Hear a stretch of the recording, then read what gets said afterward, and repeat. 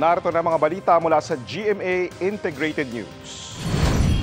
10 ang sagwatan sa pagsabog ng tangke ng tubig sa isang rooftop ng isang commercial building sa Parañaque City kagabi. Humaraga sa kalsada ang tubig kasama ng mga piraso ng bakal at ilang debris. Nadamay rin ang ilang sasakyan at establishmento sa lugar.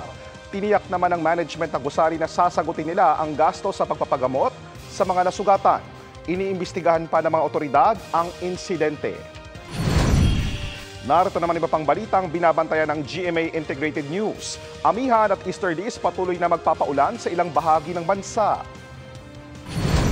97.73% ng mga botante sa plebisito sa Marawi bumoto pabor sa paglikha ng 3 dagdag na barangay roon.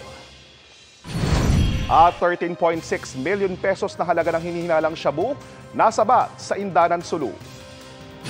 Para sa mas malaking misyon at mas malawak na paglilingkod sa bayan, ako po si JP Soriano ng GMA Integrated News, ang News Authority ng Pilipino.